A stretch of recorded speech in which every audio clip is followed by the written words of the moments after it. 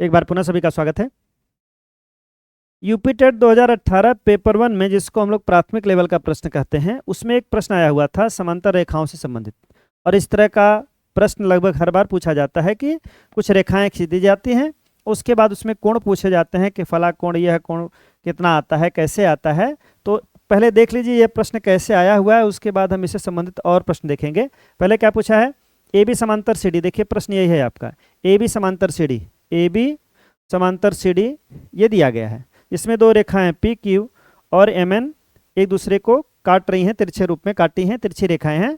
और इसमें दो मान दिए गए हैं। मान देखिए कौन कौन दिया गया है। एक मान देखिए यह दिया हुआ 110 अंश और एक दूसरा मान दिया है 120 अंश। पूछा है प्रश्न क्या, y में से x घटाएंगे तो कितना आएगा। प्रश्न यही है। देखिए y अंश मतलब इसका मान, कह रहा है इसका मान निकाल दीजिए और इसका मान निकाल दीजिए और दोनों को आपस में घटा दीजिए। तो विकल्प में आपको दिया गया है कि 10 अंश आएगा, कि 20 आएगा, कि 30 आएगा, कि 40 आएगा। ये आपका प्रश्न है। अब देखिए इसमें हल कैसे, इसको हल कैसे करेंगे। पहली चीज़ तो जान लीजिए ये पेपर 2018 का, इस नाते हम इसको हटा रहे हैं दिखाने के लिए कि 2018 का ये पेपर 1 आया हुआ प्रश्न है। अब पहली चीज़, जब दो समांतर रेखाओं को कोई तिर्यक रेखा काटती है तो कई कोण बराबर होते हैं। उस कोण का नाम जानते हैं।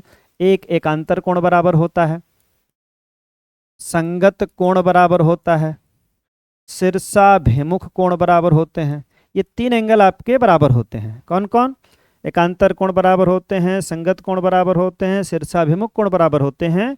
और एक चीज होती है कि अंतः कोणों का योगफल 180 होता है। बराबर नहीं होते अंतः कोण। अंतः कोण का मतलब अगर कोई दो रेखाएं हैं, जैसे मान लीजिए ये दो समांतर रेखाएं हैं और इनमें अगर कोई भी एक रेखा इस तरह आ गई, कोई भी रेखा तिरछी हो, सीधी हो, अगर इसके इस तरह रेखा खींच दी जाती है तो यहाँ पर जो अंतः बनते हैं, अंतः मतलब तिर्यक रेखा के एक ही ओर, ये तिर्यक रेखा है, तिर्यक रेखा के एक ही ओर बने कोणों का योगफल 180 अंश होता है। ये अंतः कोण कहलाते हैं। मतलब ये दोनों बराबर नहीं होते बल्कि इनका योगफल मिलके 180 होता है।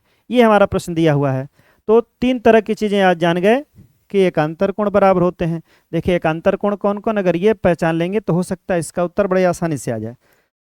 दो समांतर रेखाएं हों, अगर उनको कोई तिर्यक रेखा काटती है तो क्या क्या बराबर होते हैं वो जान लीजिए। पहला समांतर रेखाएं हैं, तिर्यक रेखा काट दी है तो एकांतर कोण देखिए पहला और दूसरा, देखिए ये दो कोण आपस में एकांतर है, ये कोण बराबर होते हैं। दूसरा बता दिए हैं कि संगत कोण बराबर होते हैं। अब संगत देख लीजिए क्या बनता है। फिर वही रेखाएं हैं, दो समांतर रेखाएं यहाँ रहनी चाहिए, इसकी शर्त है। और अगर काट रहे हैं तो यहाँ देखिए ये दोनों रेखाएं आपस में क्या होती हैं, अगर तिर्यक रेखा काट रही है तो संगत कोण बराबर होते हैं, एकांतर कोण बराबर होते हैं। एकांतर को हमने दिखा दिया।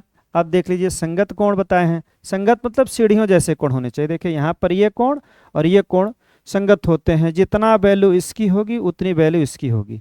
ये संगत हो गए। एकांतर बता दिए, एक का अंतर होना चाहिए, इधर है तो इधर है, ये आपके एकांतर होते हैं। एक हमने बता दिया शीर्षाभिमुख हैं।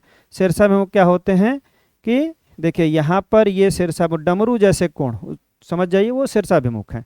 और अंतःकोण हमने बता दिया। अब देखिए इसमें कुछ मिलने वाला है क्या। अगर ऐसा मिलेगा तो हमारा सीधा सा प्रश्न आ जाएगा। पूछा क्या, देखिए यह कोण दिया है 110 अंश, हमको कह रहा है y का मान चाहिए। तो y का मान हमको चाहिए, उसके लिए हम पहले आएंगे कि क्या y के इक्वल और कुछ मिल रहा है क्या। तो ध्यान दीजिए अभी हमने बताया है कि अगर दो समांतर रेखाओं को कोई तिर्यक रेखा काट रही है तो बताए हैं क्या, संगत कोण बराबर होते हैं। देखिए संगत ऐसे हैं, यहाँ पर ये कोण संगत है। तो बिल्कुल दिख रहा है कि 110 अंश यहाँ है तो 110 अंश यहाँ भी आना चाहिए, तभी संगत होगा। इसका मतलब हम यहाँ लेके चले आएंगे, इसका मान भी 110 अंश आ जाएगा। ये यहाँ तक हम लोग पहुँच गए। अब एक चीज़ और जानते रहिए, अगर कोई एक रेखा है और उसको केवल कोई सिंगल रेखा इस तरह कट कर रही है तो उसके दोनों कोणों का योग, मतलब इधर इधर दोनों कोण जो होते हैं वो मिलकर 180 होते हैं। अब 180 होते हैं, चूंकि एक सरल रेखा पर बने हुए कोणों का योगफल 180 होना चाहिए, एक ही ओर, यह याद रहे। एक सरल रेखा हो और उसमें दूसरी सरल रेखा उसको कहीं से क्रॉस कर दे। देखिए ये क्रॉस कर दी है तो एक ही ओर, चाहे ऊपर चाहे नीचे, उसके बने कोणों का योगफल 180 अंश होता है। तो हम इधर कह सकते हैं मिलके 180 अंश होना चाहिए। वही कंडीशन यहाँ भी बन रही। देखिए ये बिल्कुल एक ही ओर है और ये 180 होना चाहिए, तो एक चीज़ बिल्कुल स्पष्ट हो गई क्या कि यह 180 है, 110 देखिए मिल चुका है, और तब यहाँ से 110 और 180 पता चल रहा है कि 70 और बच रहा है, तो y का मान बिल्कुल साफ साफ स्पष्ट हो गया कि ये 70 अंश होगा। समझिए कैसे। अभी हमने बताया है कि जब दो समांतर रेखाओं को कोई तिर्यक रेखा काटती है तो एकांतर बराबर होते हैं, संगत बराबर होते हैं, संगत कोण बराबर होंगे, एकांतर बराबर होंगे, शीर्षाभिमुख बराबर होंगे, अंतः कोणों का योगफल 180 होगा। लेकिन यहाँ पर हमको केवल संगत मिल रहा है, ये 110 है, यहाँ पर 110 दिया था तो 110 यहाँ चला आया। फिर हमने बताया है अगर कोई एक रेखा है और कोई रेखा उसको क्रॉस कर रही है तो उसके एक ही ओर बने कोणों का योगफल 180 होता है। तो देखिए यहाँ पर 110 बन चुका था, अब बच रहा था 70, तो हमने y का मान तो निकाल लिया। अब बात आ रही किसकी, x के मान को निकालने की। अब यहाँ पर हम y बराबर 70 लिख दे रहे हैं। अब हमको केवल x का मान चाहिए, अपने आप उत्तर आ जाएगा। चलिए x को देखा जाए कहाँ पर है, y का मान 70 निकल गया। अब देखिए यहाँ पर ये x है, x की भी बिल्कुल वही कहानी है।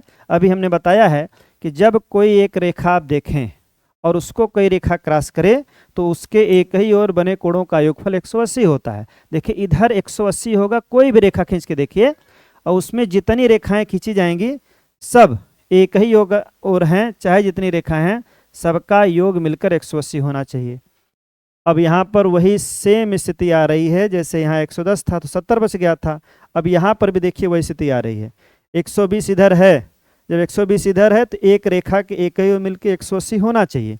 अब ये 60 बच रहा है, बहुत गणित लगाने की जरूरत नहीं है, वैसे ही पता चल रहा है कि देखिए 180 होना चाहिए था, 120 यह है, 60 ये बच रहा है। तो जब यह 60 है, अभी हमने बताया है कि जब दो समांतर रेखाओं को कोई तिर्यक रेखा काटती है तो संगत कोण बराबर होते हैं। संगत मतलब जो सीढ़ी जैसे दिखते हैं, देखिए सीढ़ी जैसे, सभी सीढ़ी जैसे कोण होते हैं, बराबर होते हैं।